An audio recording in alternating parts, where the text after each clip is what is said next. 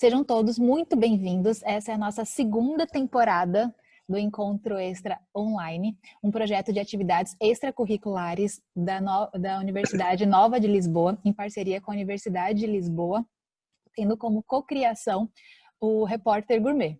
Hoje começamos com uma super convidada, a Débora Rodrigues. A Débora é brasileira, nutricionista e tem a profissão como propósito de vida. Ela iniciou seu percurso na nutrição estudando as propriedades funcionais dos alimentos e desde então não parou.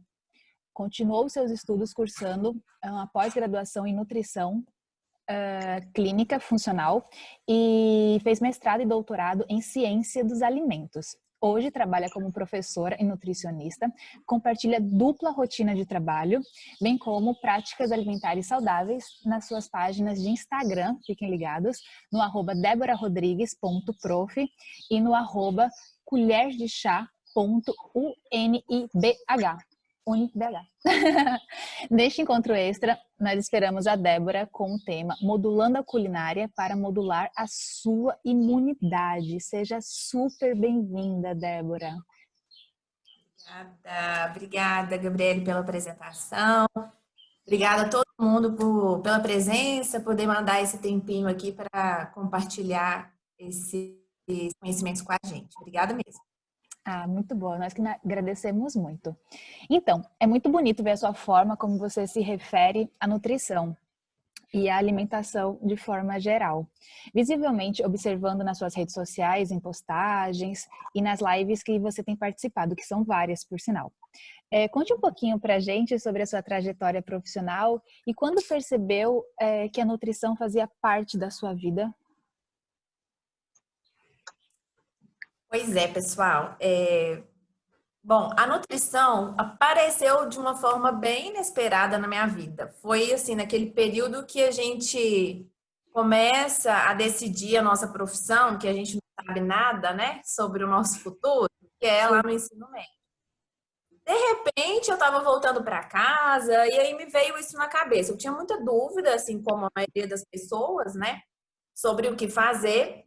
E aí me veio isso na cabeça de repente, nutrição. E veio uma coisa muito forte, de verdade, no meu coração, e eu pensei assim, gente, era isso, como é que eu não percebi, né? Sim. E comecei a estudar um pouco sobre o que era ser nutricionista, quais são as áreas de atuação, e me apaixonei. Daí eu entrei no curso de nutrição e sempre gostei muito do alimento. Eu gosto muito de todas as áreas de atuação do nutricionista, meus alunos, o pessoal que convive comigo sabe disso, mas eu gosto muito de falar sobre comida, sobre alimento. Sim. E desde então, eu comecei na graduação ainda, no segundo ano de graduação, eu comecei a estudar bastante os alimentos. Aí eu entrei na iniciação científica, eu estudava uma proteína que todo mundo conhece, que é o whey protein, né? Que Sim. falar. Só que não era com esse foco de atividade física, de exercício. Era um foco mais do que eu gosto, que são as propriedades bioativas desses peptídeos. Então, eu adorava esses projetos. Trabalhei com ácido linoleico conjugado, que é uma gordurinha que não é permitida no Brasil, não sei aí em Portugal, mas ele não é permitido para ser utilizado aqui ainda, mas tem efeitos muito interessantes. Então, eu fui me apaixonando cada vez mais por esse universo funcional dos alimentos. Quando eu terminei a graduação, eu fiz um mestrado na área de alimentação, foi essa parte aí de ciências de alimentos, que a Gabriele já comentou, mas eu fiz um foco assim mais voltado para a obesidade e para as doenças relacionadas ao consumo de alguns nutrientes específicos.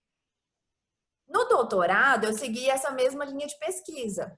Então, eu fui trabalhar também com os alimentos, mas focando em seres humanos. Foi aí até que eu conheci a dona Lívia, que me fez esse convite maravilhoso, em que a gente atendia pacientes obesos, e a nossa proposta não era somente o alimento, mas a gente queria entender o que acontecia no organismo do indivíduo obeso, né? A parte metabólica, inflamatória. Enfim, foi um projeto também muito interessante. Nesse meio tempo, eu fiz a pós-graduação em nutrição clínica funcional, que assim me encantou, porque a gente vê o alimento, vê a bioquímica, a gente aprofunda bastante e, assim, começa a abrir os nossos olhos sobre as propriedades que os alimentos têm de fato, né? Tanto curativas quanto preventivas.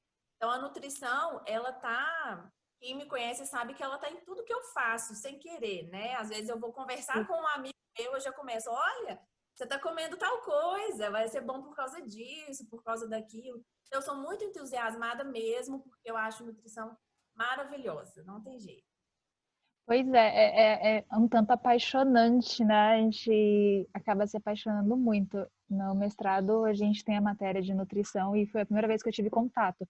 E foi também muito apaixonante para mim. Você começa a ver o alimento de uma outra forma. É incrível. E me Exatamente. conte um pouquinho, Débora, uma das grandes dificuldades dessa quarentena, né, que tem sido o planejamento alimentar, que a gente fica. O Brasil ainda tem muitos estados, muitas cidades que ainda estão com recomendação de ficar em casa. Em Portugal já não existe mais o lockdown. E a gente passa a comer muito mais. É difícil fazer um planejamento alimentar. Dê algumas dicas de como se organizar e obter uma rotina alimentar mais eficiente, mais saudável, vamos assim se dizer. Assim, gente, eu acho que primeiro de tudo, a gente tem que só esclarecer que não existem regras, né? Até mesmo para a gente não se cobrar muitas vezes certas coisas que a gente nunca fez a vida inteira e agora que está em casa fala assim, eu vou começar uma dieta, de repente, e acha que isso vai mudar a sua vida, né?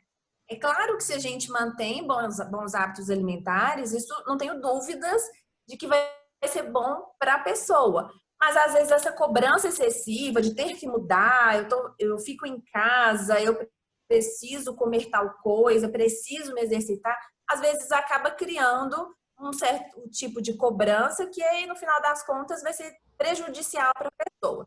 Mas uma dica que eu acho que é importante para a gente pensar, ou pelo menos começar a pensar aí nessa quarentena, seria a gente estabelecer os nossos limites e a nossa rotina.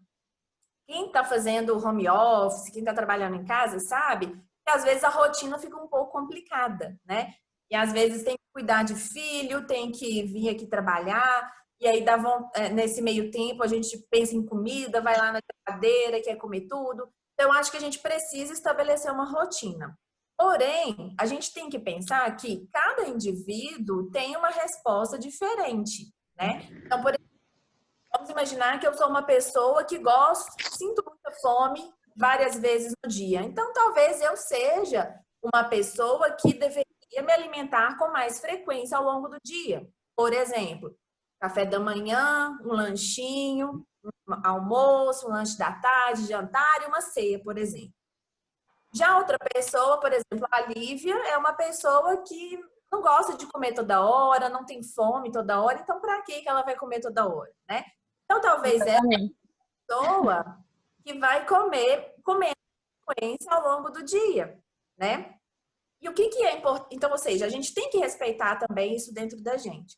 Agora, o que é importante a gente começar a reparar na gente mesmo são os horários que a gente sente mais fome. Então, por exemplo, normalmente as pessoas sentem muita fome por volta de 4, 5 horas da tarde, que é por conta de liberação de hormônios, por conta de não ter feito boas refeições ao longo do dia e na hora que chega esse horário já está estressado, cheio de coisa para fazer e é normal que dê mesmo essa fome por volta aí desse horário. Então, se eu sou essa pessoa que sente fome por volta das 5, o que eu posso fazer? Vou criar uma estratégia de comer um tempinho antes, de tal forma que quando der 5 horas, eu já tenho uma fome avassaladora. E quais são os alimentos que eu posso colocar aí nessa refeição? Por exemplo, que vão tirar um pouquinho a minha fome. São aqueles alimentos que contêm gorduras boas e fibras, principalmente. Tem muito trabalho mostrando que se a gente come fibra em torno de 1 hora, 1 hora e meia antes das refeições, quando eu vou comer a grande refeição, eu já não estou com muita fome. Então, essa é uma dica assim, que eu acho maravilhosa. Essa dica foi muito boa de comer algum alimento com fibra 1 hora antes das principais refeições, para não abusar na principal refeição e aí você ter um equilíbrio. E a dica da Exatamente. gordura boa também é excelente. Exatamente. Então, por exemplo, vou dar um exemplo de uma Boa. refeição que é super fácil. Aqui no Brasil, a gente gosta muito de banana, né? Não sei aí em Portugal como é que as coisas são, mas vou dar esse exemplo. Mesma coisa. Mesma coisa? Então tá bom. Então, por exemplo, olha, se 5 horas eu tenho muita fome, quando for lá 3h30, 4 horas, eu vou comer uma bananinha com aveia, que tem muita fibra solúvel, que é uma fibra que dá saciedade, e vou colocar umas castanhinhas lá em cima que tem gorduras boas. Então, posso colocar amêndoas, avelãs. Aqui a gente gosta muito de castanha do Brasil, que também é conhecida como castanha do Pará, castanha de caju, que são fontes assim que são gostosas e que tem essas gordurinhas boas, né? Então, certamente, quando der 5 horas, a pessoa já não vai querer chegar na geladeira e comer tudo de uma vez, né? Ela já vai estar modulando a sua fome ao longo desse horário. Eu acho que essa é uma dica boa. Nossa, excelente. E a questão que você mencionou também sobre a rotina alimentar. Ter Exato. uma rotina alimentar, o quanto é importante. E só uma dúvida que eu acho que você mencionou, que também pode ser a dúvida de muitas pessoas que estão aqui. Você falou que não precisa ter regras no sentido, você tem que comer a cada 3 em 3 horas, você precisa... Não, cada corpo, cada indivíduo responde de uma forma diferente. Então, a melhor forma seria você ter uma consulta com um nutricionista para ele te ajudar a identificar os seus hábitos para criar uma rotina para você. Seria esse o caminho? Ou a pessoa consegue sozinha, neste primeiro momento, estar observando e fazendo essa rotina dela? O certo, o ideal seria a consulta mesmo, tá, Gabriele? Porque, assim, é difícil, às vezes, tanto a gente identificar isso na gente mesmo, quanto a gente saber o que comer, né? Então, essa parte de o que comer, eu tenho segurança de falar que a pessoa não vai conseguir fazer, porque são muitos cálculos, até por isso que existe o nutricionista, né? Mas por hora, até porque a gente está em isolamento, a gente não consegue fazer esse tipo de consulta muitas vezes, a pessoa consegue perceber isso, porque tem gente que não consegue comer de 3 em 3 horas, que é uma recomendação que as pessoas vivem falando e a pessoa se cobra, né? Fala, e agora já deu 3 horas, eu tenho que fazer um lanche. E a pessoa não está com fome e se obriga a comer. Então, Sim. talvez essa pessoa não seja indicada para fazer refeição de 3 em 3 horas. Ou seja, não existe uma regra, existe o nosso organismo que vai se adaptar né, que vai responder de formas diferentes a diferentes condutas. Então, isso é um ponto que eu acho que a gente tem que pensar mesmo. Sim, sim. E neste momento de pandemia também surgiram muitas dietas milagrosas, terapêuticas milagrosas, né? Orientações milagrosas, até que alimentos eram responsáveis pela cura do Covid. Que se você se alimentar de tal forma, você não vai pegar este vírus, você não vai ficar doente. Existem alimentos que, falando agora cientificamente, dentro da nutrição, alimentos que ajudam e que colaboram para melhorar a imunidade. E quais seriam estes alimentos que você poderia estar mencionando diante dessa nossa pandemia? Ótimo, ótima pergunta. Então vamos lá, gente. Primeira coisa que a gente tem que entender é que não existe alimento milagroso. Por quê? Quando a gente fala em milagre, parece que é uma coisa que era impossível de acontecer e que, poxa, agora aconteceu. Aconteceu um milagre, né? Então, olha só o raciocínio. Se a coisa era impossível antes, por que agora ela vai ser possível? Né? Então, vamos supor, a vida inteira você teve péssimos hábitos alimentares e agora na quarentena falou assim, nossa, eu vou começar a tomar vitamina C, vou tomar vitamina D, é isso, nossa, eu não assim, eu vou conseguir me recuperar e não ter esse vírus, né? Isso não vai acontecer. Então, essa ideia de milagre já era, né? Agora, o que a gente tem que entender, que é o que eu realmente acredito muito, e os alimentos nos fornecem substratos para a gente se manter saudável, tá? É aquela velha história de, vamos supor que a gente vai construir uma casa, né? Estou construindo uma casa e eu escolho os piores materiais.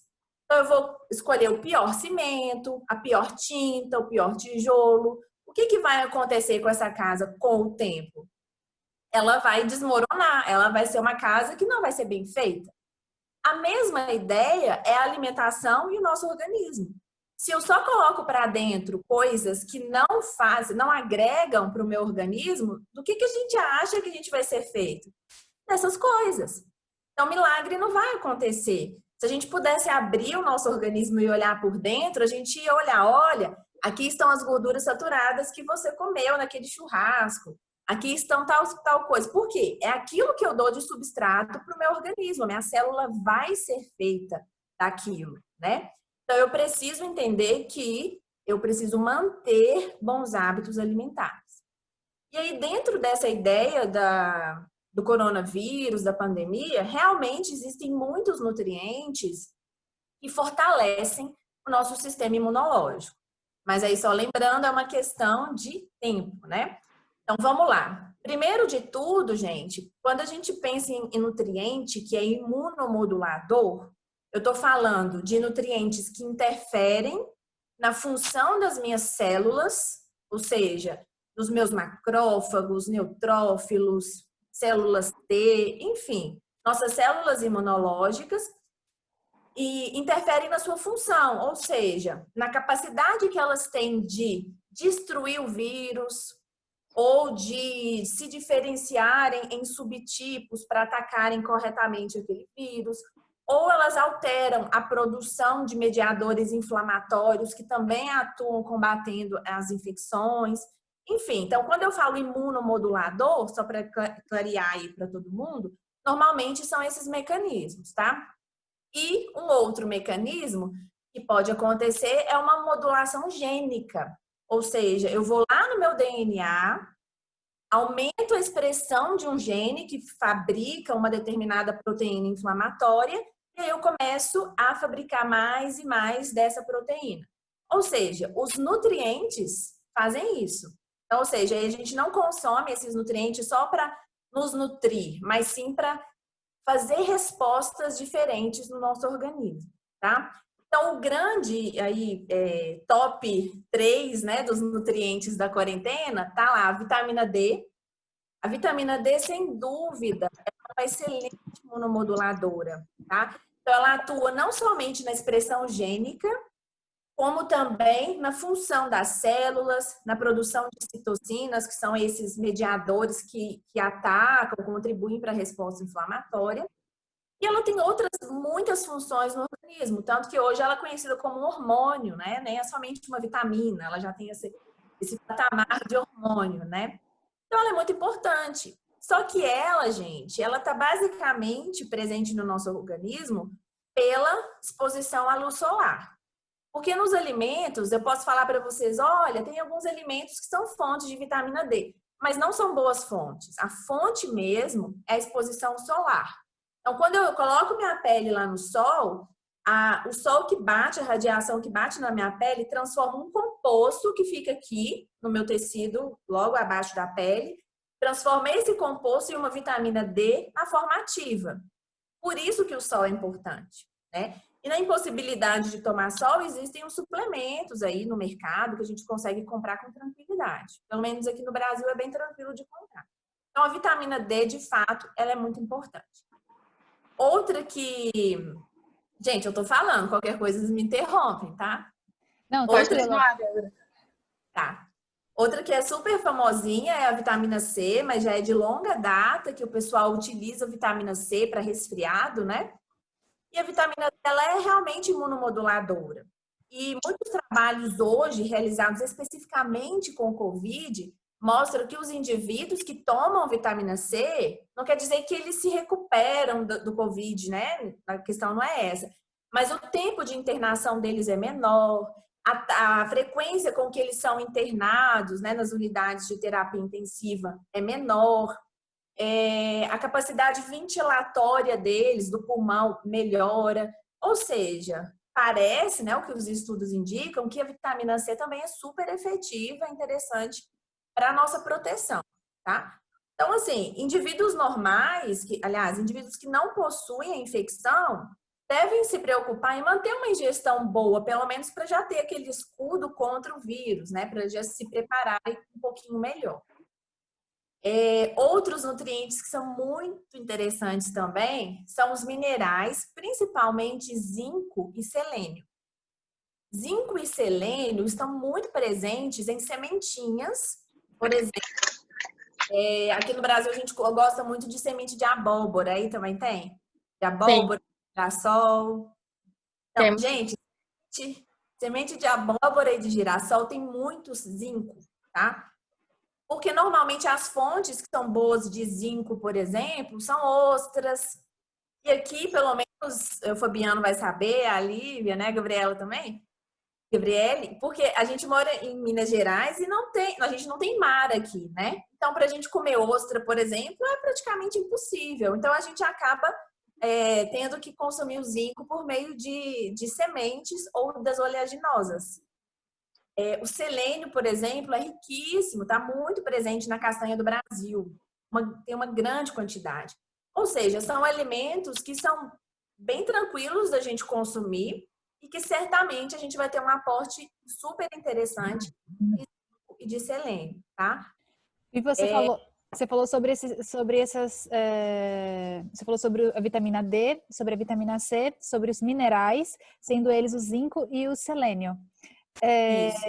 Na vitamina C, só uma curiosidade que eu tenho.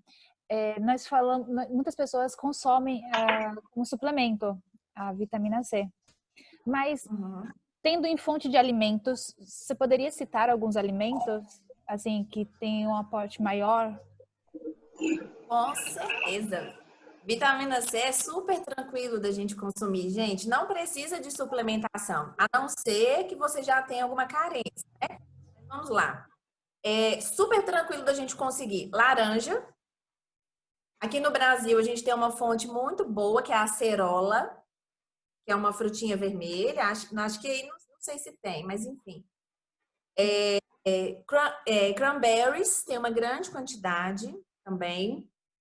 Goiaba, mexerica, limão, ou seja, os cítricos, de uma forma em geral, têm uma grande quantidade de vitamina C. Os vegetais também têm uma boa quantidade. Por exemplo, os vegetais verdes escuros. O problema é que normalmente a gente cozinha esses vegetais, né? E a vitamina C ela é super sensível ao calor e ao oxigênio. Então, se eu pego, por exemplo, um espinafre e refogo, eu vou ter uma perda de vitamina C. Por isso que as frutas acabam sendo opções interessantes. Posso continuar, então? Pode? Por favor.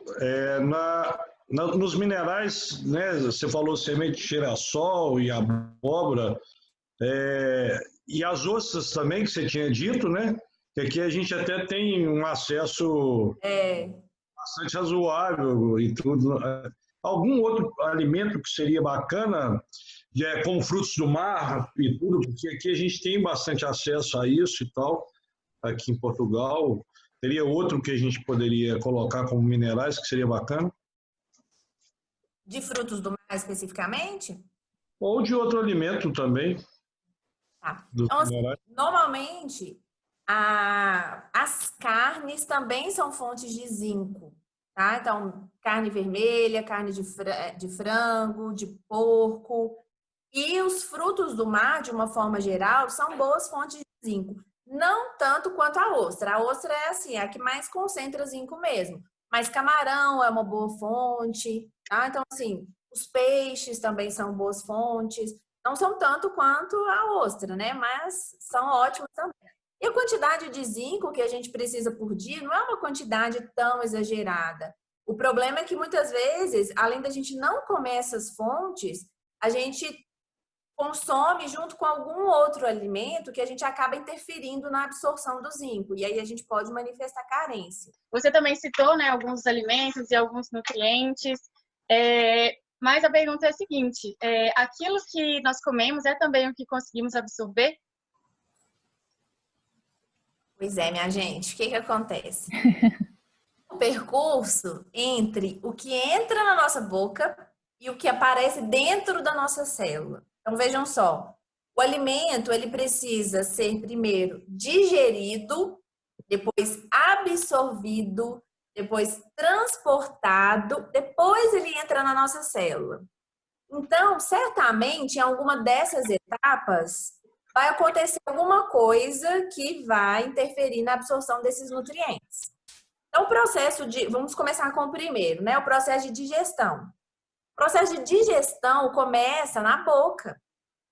Então, vejam só, quantas pessoas vocês não conhecem que não mastigam bem os alimentos, né? Então, assim, eu preciso mastigar para já começar a triturar aquele alimento e ele chegar pelo menos razoavelmente, mais ou menos amassadinho no estômago.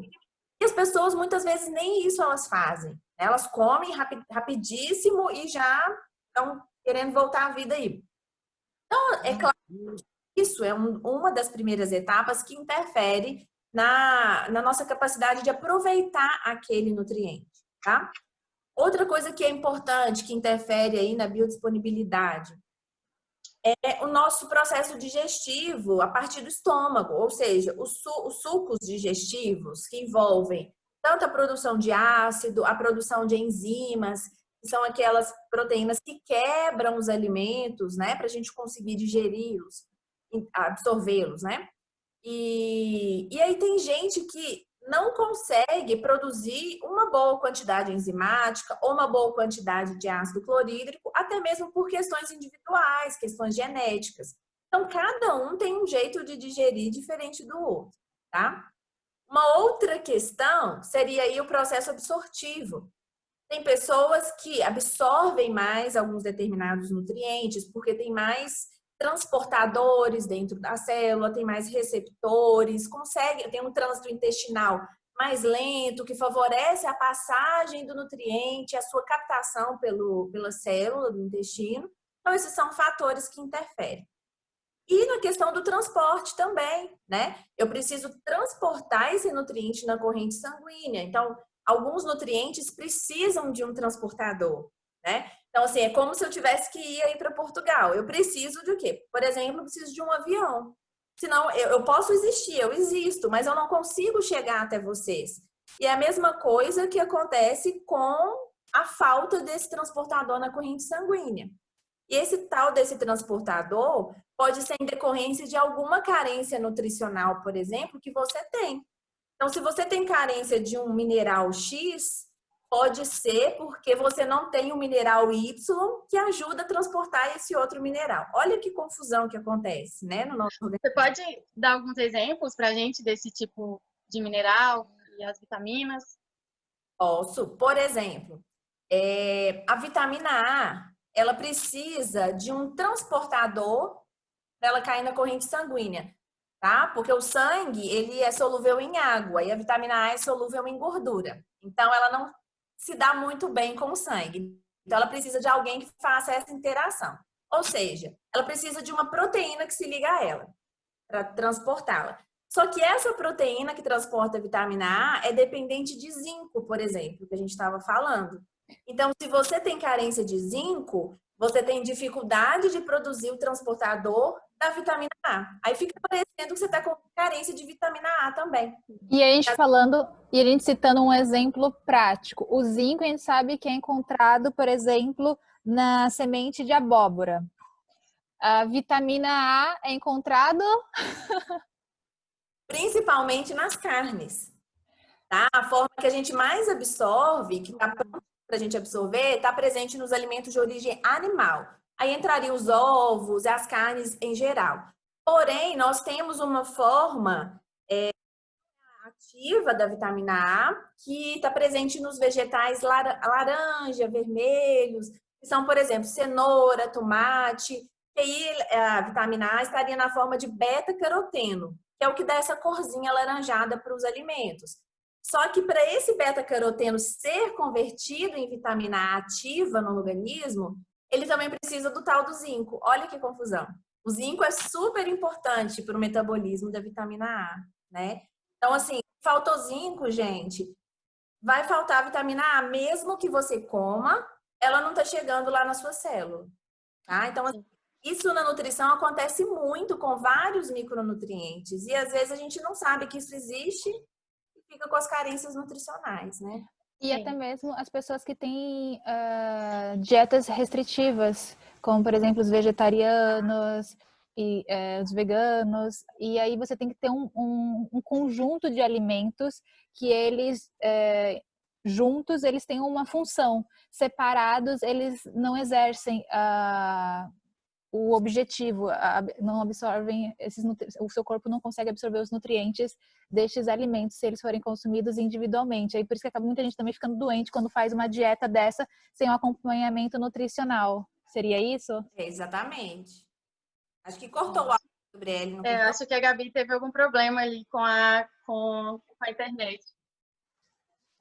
Ela voltou. Então, voltei. Tá Gabi, você ficou um tempinho sem falar. Mas deu para pegar a ideia. E você podia Exatamente isso. Você podia citar alguns exemplos, Débora, também mais do dia a dia, além desses que você já citou, seja dos vegetais, seja da proteína, que às vezes as pessoas ficam aficionadas assim, não, aquele alimento tem muita proteína, mas o que é que o seu corpo absorve? Se ela comer com outro alimento, talvez ela não tenha a mesma absorção. Exato. Vou te dar um exemplo interessante dentro dessa ideia dos vegetarianos, por exemplo, tá? Seria o do ferro, que é um exemplo clássico da nutrição. O ferro que a gente tem nas carnes é um ferro prontamente absorvível, ou seja, a gente consegue absorver uma quantidade ótima. Porém, o ferro dos vegetais, ele precisa sofrer uma transformação no nosso intestino para fazer com que ele entre dentro da célula. E aí, quem faz essa transformação, nós temos algumas enzimas que fazem isso, mas existe um nutriente muito interessante que ajuda nesse processo, que é a vitamina C. Então, o vegetariano, por exemplo, ele não come a carne, mas ele come o ferro presente nos vegetais. E aí, para ele melhorar a absorção, ele deveria fazer o quê? Comer, junto com o ferro, uma fonte de vitamina C, para a entrada do ferro dentro da célula. Tá? Outro exemplo que a gente pode citar o ferro e o cálcio. O ferro e o cálcio, para eles entrarem dentro da célula, eles dependem de uma mesma portinha de entrada, que é um mesmo transportador. Então, assim, se eu como muito cálcio junto com uma refeição que tem ferro, a tendência é que esse cálcio interfira na absorção do ferro. E aí o ferro não consegue entrar na minha célula. Então, é como se eu tivesse aqui uma porta cheia de gente para entrar nessa porta, certamente alguém não ia conseguir entrar. É isso que acontece com o ferro. E aí ele acaba sendo eliminado nas fezes, tá? Então, assim, alimentos que têm muito cálcio, por exemplo, são leite e derivados. Alimentos que têm muito ferro, que são esse ferro que sofre esse tipo de competição, são os vegetais verdes escuros, tem uma grande quantidade de ferro. Então, se eu como alguma refeição que tem leite, por exemplo, uma refeição que tem ferro, eu vou atrapalhar a absorção do ferro certamente, tá? Mais um exemplo? Então, assim, a gente pode dizer, né, que da mesma forma que existem alimentos, né, nutrientes que vão auxiliar os outros, né, também existem alimentos que bloqueiam, né, os nutrientes, né, nutrientes que vão bloquear outros, né. Então, isso daí é importante a gente ficar atento. Se a gente pudesse pensar na culinária, e já pegando esse gancho do título da palestra, existem alguns métodos culinários que nos ajudam a melhorar a biodisponibilidade desses nutrientes. A gente citou, por exemplo, as sementes, né? Por exemplo, semente de girassol, semente de abóbora. Essas sementes, elas realmente têm uma grande quantidade de minerais. Porém, muitas vezes, e isso acontece com boa parte dos vegetais, gente, os minerais presentes nos vegetais, eles sofrem algum mecanismo de interferência na sua absorção, porque os vegetais têm outros compostos que atrapalham a absorção dos minerais. E normalmente esses compostos que eu estou falando são chamados de fatores antinutricionais. Então, alguns métodos culinários são capazes de diminuir a quantidade desses fatores antinutricionais e, consequentemente, melhorar a absorção dos minerais. Por exemplo, as sementes que a gente está falando. muita gente compra a semente e já come. O ideal é que a gente faça um aquecimento dessa semente. Que aí pode ser por calor úmido, eu posso fazer cozinhar a semente na água mesmo e jogar essa água fora, ou eu posso torrar a semente. Posso torrar na frigideira mesmo, ou posso colocar, por exemplo, no forno, tá? O simples fato da gente colocar esse alimento no calor já diminui esses fatores antinutricionais, que ficam ali agarrados nos minerais, impedindo a absorção deles, tá? Outra forma que a gente pode pensar em melhorar a absorção, aliás, a presença dos minerais nos alimentos e das vitaminas, seria conservar, por exemplo, as castanhas, as sementes, que a gente tanto está falando aqui, que seria por meio da refrigeração. Então, por exemplo, as vitaminas antioxidantes, tipo vitamina E, vitamina C, elas são muito perdidas quando expostas ao oxigênio. E ao calor também acaba modificando a estrutura dos lipídios, enfim, gera modificações naquele alimento. Então, o fato da gente colocar castanhas, por exemplo, e as sementes dentro da geladeira já diminui muito esse processo de degradação, né? E muitas pessoas não fazem isso, porque castanha, ela não é tão perecível, né, gente? Gabriele tá até...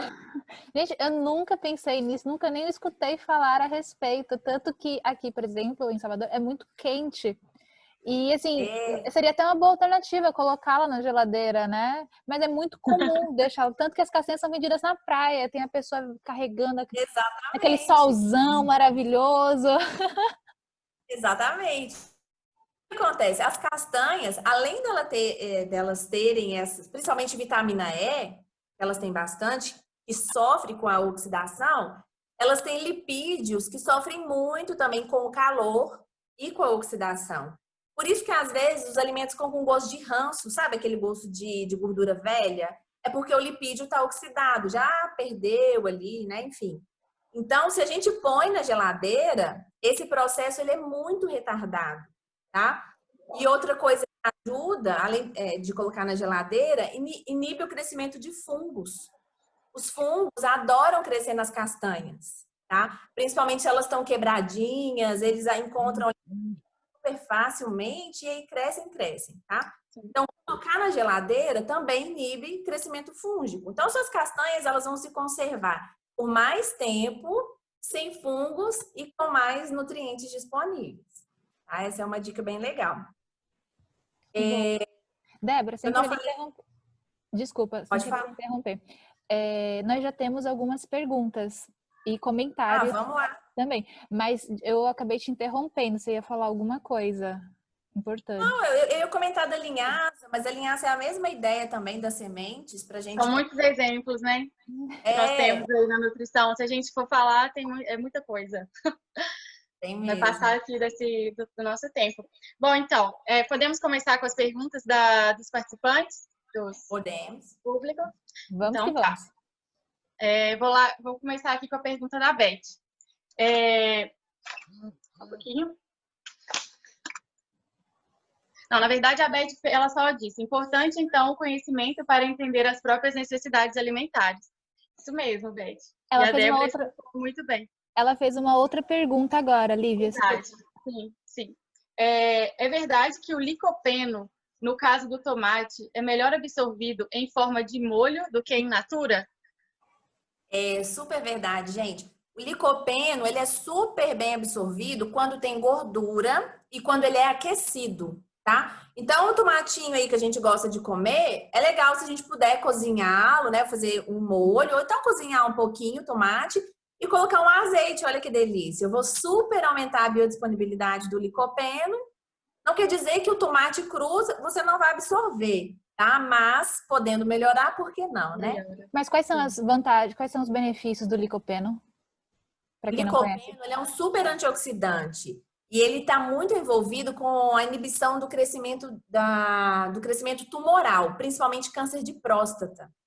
Então, tem muito trabalho mostrando a eficiência dele no tratamento ou como preventivo do câncer de próstata.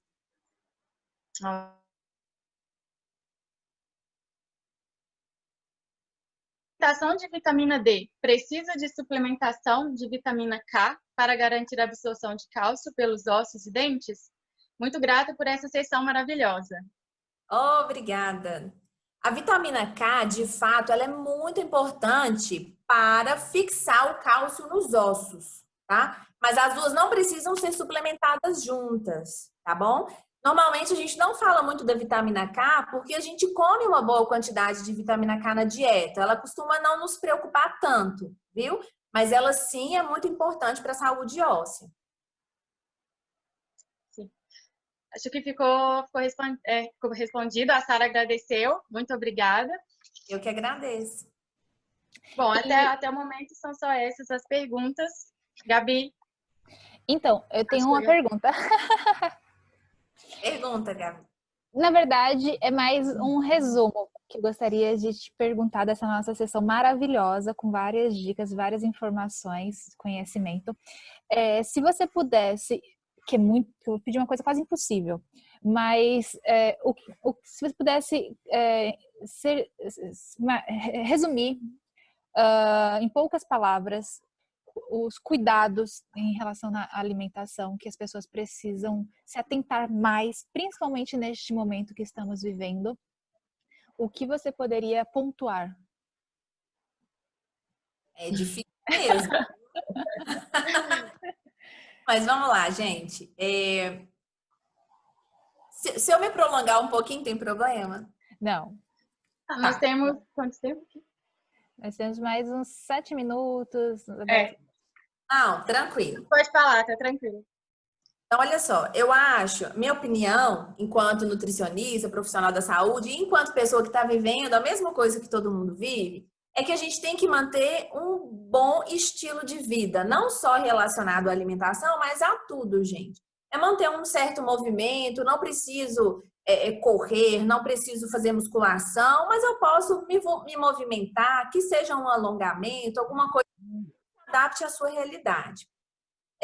Manter bons hábitos de vida no sentido de cuidar um pouco da mente, de a gente evitar estresse desnecessário. Por que eu estou falando isso? Porque o estresse, ele está super associado a um hormônio que abaixa a nossa imunidade. Então, de nada adianta eu ficar aqui falando para vocês de zinco, de vitamina D, etc., se você é uma pessoa super estressada, que mantém um estilo de vida, aquela correria do dia a dia, que só sabe falar mal das pessoas, sabe aqueles hábitos que nos poluem por dentro? Então, de nada adianta, porque a gente vai criando esses hormônios no nosso organismo e eles vão exercendo seus efeitos cronicamente. Então, não é de hoje para amanhã que o meu cortisol, que é esse hormônio do estresse, vai aumentar, mas ao longo desses péssimos hábitos alimentares. Então, controlar o estresse seria um ótimo escudo contra a imunidade, inclusive. E com relação à alimentação, a gente tem que lembrar não somente desses nutrientes, mas de uma alimentação adequada ao longo do dia. Porque eu não falei aqui para vocês de proteína, de carboidratos, né? Mas a gente sabe, das calorias, enfim, mas a gente sabe que tudo isso é importante. Tanto é que pacientes desnutridos são os que mais morrem no hospital. Né? Por quê? Porque eles não têm as suas defesas. Então, ou seja, eu preciso comer e comer bem. Tá? E o que a gente mais vê hoje também são indivíduos obesos desnutridos. Ou seja, a pessoa é obesa, mas faltam tanto de minerais, de vitaminas. Tá? Essa pessoa também é uma pessoa de risco. Ou seja, então manter esses bons hábitos alimentares, respeitar o seu organismo e cuidar muito do seu intestino. Não falei de intestino aqui, porque né, não dá para falar tudo, mas a gente sabe que o nosso intestino, quando é saudável, ele influencia não somente a nossa imunidade, mas diversas doenças que antes a gente nem imaginava que tinham a ver com o intestino, como, por exemplo, Alzheimer, obesidade, diabetes, imagina. Tudo isso tem uma associação com o intestino. E o que significa cuidar do intestino? Significa comer esses alimentos bons que a gente está falando, que são alimentos antioxidantes, anti-inflamatórios, que promovem um crescimento da nossa microbiota intestinal saudável, que são as bactérias boas, tá? Então, quando a gente mantém esse ambiente do intestino saudável, eu mantenho uma resposta inflamatória menor no meu organismo, mantendo aquilo que é natural. Se eu faço o contrário, se eu como muita gordura saturada, açúcar refinado, tenho uma alimentação e um estilo de vida ruins, o meu intestino ele vai ficar mais permeável a moléculas que são inflamatórias. Aí o nosso organismo entra em desequilíbrio. Eu acho assim, esse resumão, né, seria mais ou menos isso, tá no nosso estilo de vida e no nosso intestino também. Ótimo, Débora. E como você disse, né, é tudo muito individual. Então, assim, existem as recomendações de forma geral, mas para a gente, né, ter uma melhor, vamos dizer assim, melhores resultados, né, deveríamos fazer uma avaliação individual e é isso. Exato. Muito bom esse seu resumo. Muito Gostou, bom, Gabi? Muito. E teve uma parte que eu gostei muito desse resumo, que é o seguinte: você mencionou sobre a importância do nosso intestino, da gente comer alimentos que eu posso dizer que são probióticos, alimentos. Exato. E um desses alimentos é a kombucha. Claro, Exatamente. Kombucha, kefir, são ótimos probióticos. Vários alimentos fermentados. E eu puxo para kombucha porque eu sou mãe de kombucha. Eu faço. Então, são tantos benefícios que este alimento ele promove à nossa saúde. Eu vejo no meu próprio corpo. E claro, não é um consumo único. É um consumo de meses, um consumo a longo prazo, que é sensacional, né? E o nosso intestino tem estudos que apontam que existem neurônios neles. E como você mencionou, estudos que fazem uma associação com doenças como Parkinson, como o Alzheimer, enfim. Então, essa importância é incrível de cuidar bem do nosso intestino, do nosso corpo de forma geral. E obrigada, Débora. Olha, eu que agradeço, gente. Só vou te dar um exemplo, Gabriele, para o pessoal que está ouvindo aqui, para a gente ter certeza de que existe essa ligação intestino-cérebro, é que eu tenho certeza que quando vocês estão ansiosos, ou vocês correm para o banheiro, ou o intestino fica preso, né? Então, sim, acontece muito com as pessoas. Por exemplo, vamos supor que eu estava super nervosa para vir dar essa palestra. Eu poderia falando, gente, eu vou no banheiro agora, meu intestino soltou, né? Isso acontece com muitas pessoas. O contrário também, o intestino às vezes prende, porque existe ligação entre o cérebro e o intestino. Isso é só um exemplinho bobo para a gente ter certeza de que, de fato, essa conexão existe. Tá? E se a gente fosse aprofundar, aí seria conversa para horas.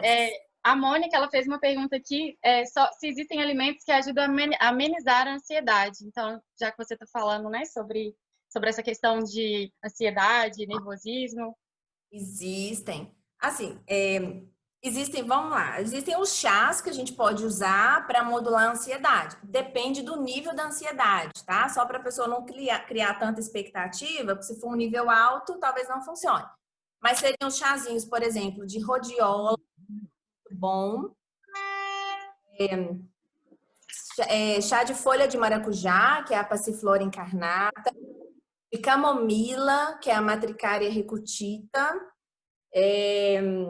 mulungu, que é uma casquinha. Esses aí, gente, são assim muito bons moduladores de ansiedade. E nós temos os alimentos ricos no triptofano, que é essencial, né? Forma as proteínas. Ele está muito presente no cacau, então aí o chocolate, aí, por exemplo, né? E a banana, por exemplo. Então, seriam 2 exemplinhos fáceis de vocês gravarem que tem o triptofano e ele melhora o humor, porque ele ajuda na fabricação de serotonina, que é o hormônio que faz a gente ficar super eufórico e feliz, tá? Sim, muito obrigada. E também a Beth disse, gente, que fantástica essa conversa. Nutrição deveria ser matéria obrigatória nas escolas. Vou passar o link para a família, amigos e alunos. Obrigada ao grupo e à Débora, sensacional.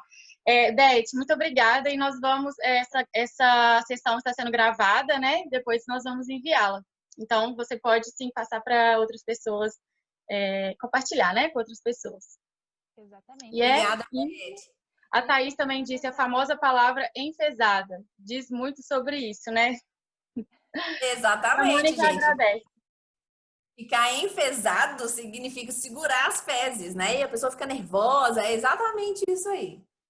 Sim. Boa. Débora, muito obrigada. Eu e meus colegas queremos agradecer imensamente pela partilha, por tanto conhecimento, por tanta generosidade sua com a gente. Muito obrigada. E vocês que ainda não seguem a Débora no Instagram, é só colocar lá o @deborahrodrigues.prof e também tem o outro Instagram dela, que é o @colherdechá.unibh. Tá bom, gente? Como a Lívia falou, essa sessão ela é gravada, vamos disponibilizar para vocês através do e-mail e queremos agradecer a todos pela participação e nos vemos no próximo encontro extra. Fiquem ligados nos e-mails de vocês, que todas as informações nós passamos por lá, tá bom? Super beijos a todos. Obrigada, Débora. Obrigada, Lívia. Obrigada a todos. Muito obrigada a todos. Obrigada, Débora. Obrigada, pessoal. Muito bom te encontrar de novo aqui. Pois é, né? Também adorei. Muito obrigada ao pessoal do Encontro Extra e ao pessoal que dedicou esse tempinho para me escutar aqui, né? Obrigada mesmo de coração. Espero ter contribuído um pouquinho aí para a saúde. Com certeza. Contribuiu muito. Obrigada mesmo. Muito mesmo. Beijos, pessoal. Tchau, tchau. Até a próxima. Tchau, obrigada. Tchau, até mais.